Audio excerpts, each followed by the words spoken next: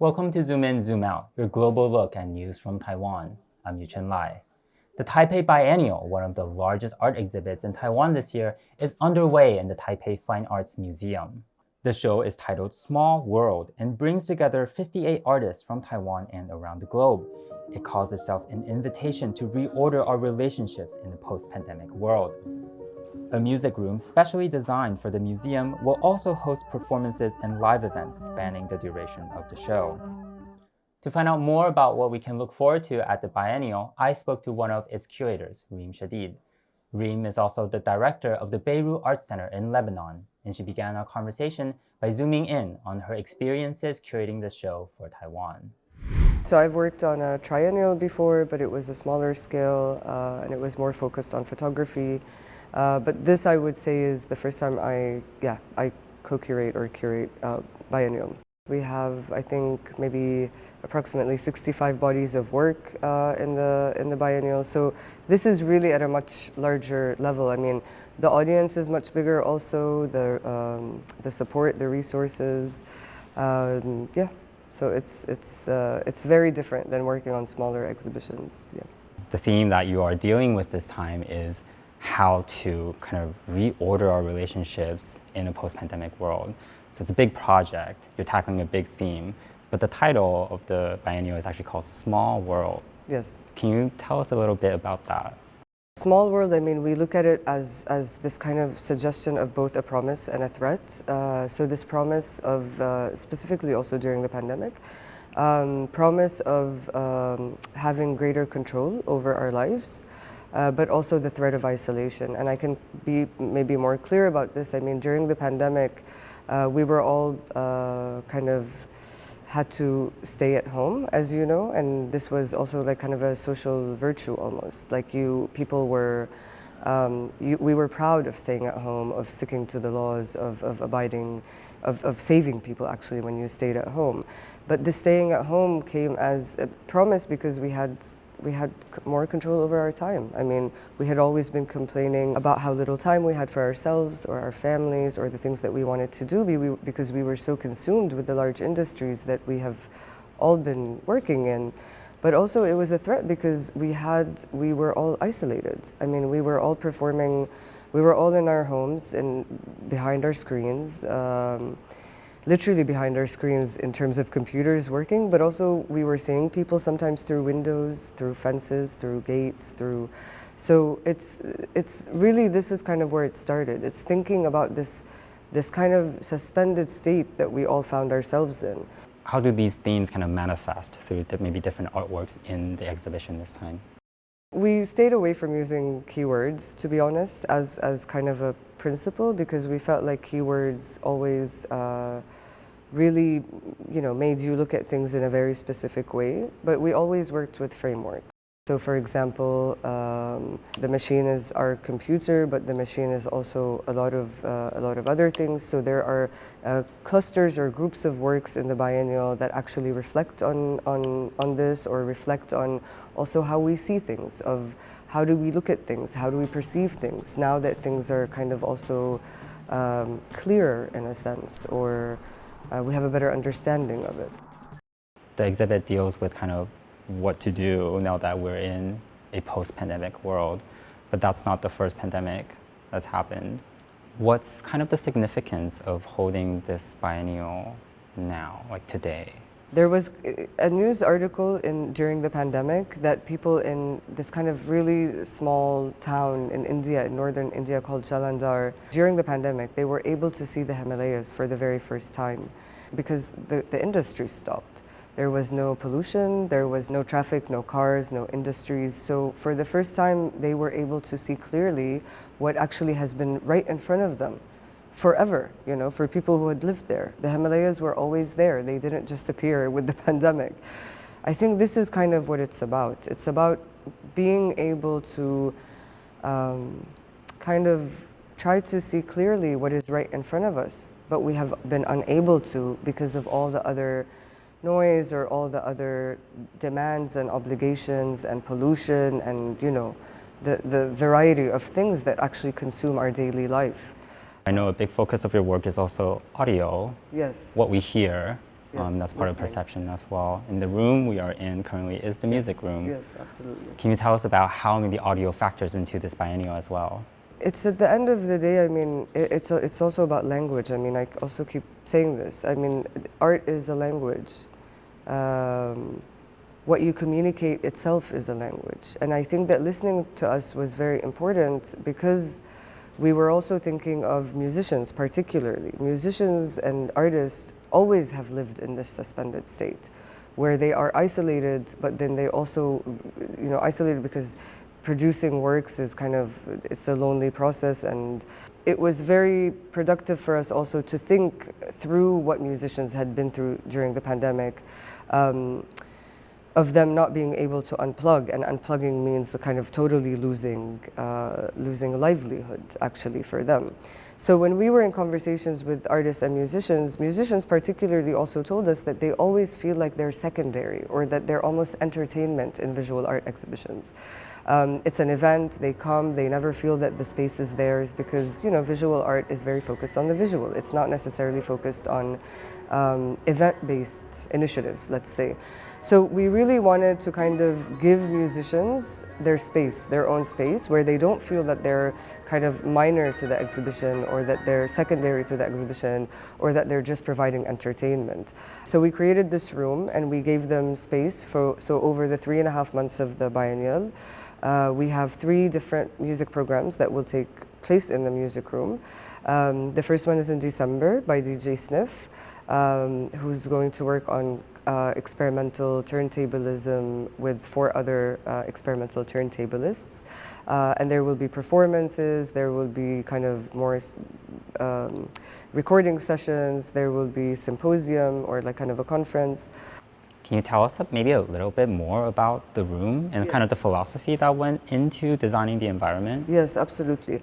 So when we knew that we wanted a music room, we contacted Youssef and Elias Anastas from Palestine. They have a design and architecture studio.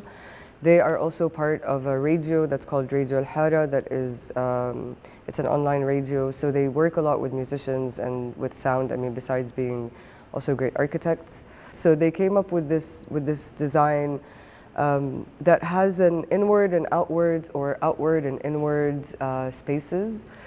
So you actually have the spiral structure is meant to be versatile. It has a center stage for sure, but also it has many other stages in all the corners of the room that might even be bigger than the center stage. So the idea is that it's a space that is able to give musicians and also audience, of course, more intimate spaces, but also kind of more central community spaces if they want to kind of gather. So it's really kind of a diverse, it's a kind of a diverse space that is, that gives us multiple options of use. And how do you feel the public in Taipei or the Taiwanese audience has been responding to the biennial and the opening weekend? It's very difficult to tell because I don't even know how I feel yet. It's, I mean, both international and Taiwanese artists have kind of given us feedback that they felt that this was a really enriching experience for them and that they've learned a lot. And this is, I think, something very important. I mean, I'm one of the co-curators and I definitely learned so much from this experience, definitely from the artists, but also from Taiwan, from the Taiwanese artists that I met also. I spoke about this in my opening speech actually.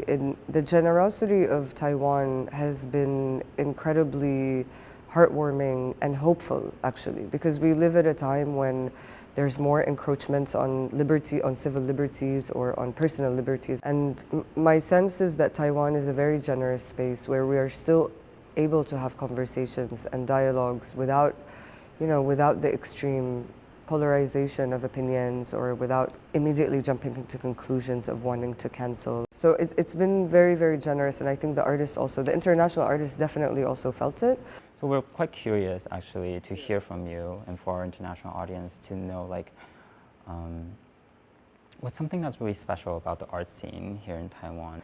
Most artists who are not from Taiwan or who don't have a connection from Taiwan or or like people like me basically who really have not had the history or the experience before, everybody has said this reminds them of where they come from. And it's really funny because it's of course a totally different place, you know. I thought it reminded me of somewhere in Palestine. Someone told me, one of the guests here told me that it reminded them somewhere of in Istanbul. Everybody had, there is something in Taiwan that really, there are affinities. And I mean, with, you know, Pio Abad's work, you can see this very clearly. Pio is from Batanes Islands in the Philippines, which is very, very close to Lanyo Island as part of Taiwan. And it is said kind of in folk history, maybe the Tao people of Lanyo Island had originally come from Batanes after fleeing the Spanish colonization of Philippines. And Pio came and he went on site visits. I mean, this work is a commission, and he went on site visits, and one of them was to Lanyo and he said that the minute he landed in Lanyo, he really felt this kind of strange, intimate familiarity with Lanyo, and he had never been. He's from Batanes. He lives in London, and he started kind of working on this relationship between language and the soil through these poems, through these indigenous poems that I think are shared between the two islands, even though maybe the language had taken different paths, or this kind of affinity that I think a lot of people, including myself and a lot of the artists, feel towards Taiwan. And I don't know why, but it really is something very noticeable that everyone has kind of expressed. You've spent so much time preparing for this exhibition, and it's on show for like a couple months, and then it's over. Yeah. In light of that, like, what do you hope might survive in Taipei, or what should linger, what might remain? I mean, I think what might remain is also from when the audience comes and visits. I hope that this is an exhibition that really speaks to them in whatever way that they need it to speak to them, because people also come to exhibitions from different places in life. So I'm hoping that it resonates with people with different backgrounds and different experiences in life. And I think that art, I mean, you were asking about art. I mean, art stays with you. You always remember a favorite song. You always remember a favorite painting or a favorite, you know, artwork. So I'm hoping that these are things that stay with people as a feeling, as a memory, as something that they learned from. More concretely, though, we have Small World Journal, which is an online publication. Is going to be online forever unless the internet dies. And on the online journal, I mean, we've commissioned a lot of texts, and they will slowly. We already have 4 of these texts, and they are kind of maybe deeper delves into some of the issues that Small World addresses. But then also we have recorded a lot of the performances and the talks that happened during the biennial. And they will also be on the Small World Journal for people to go back and to listen to. So even if you were not physically here, you could go back and listen to something. And this idea of playback is also kind of very important, and this is why we want to, it's important for us that it's available for people, and that people can always go back to and kind of engage and re-engage with kind of this biennial proposal that we put together. That was Reem Shadid, one of the curators of the 2023 Taipei Biennial. And this has been Zoom In, Zoom Out. For more stories from TaiwanPlus News, follow us on social media. Thank you for watching. We'll see you next time.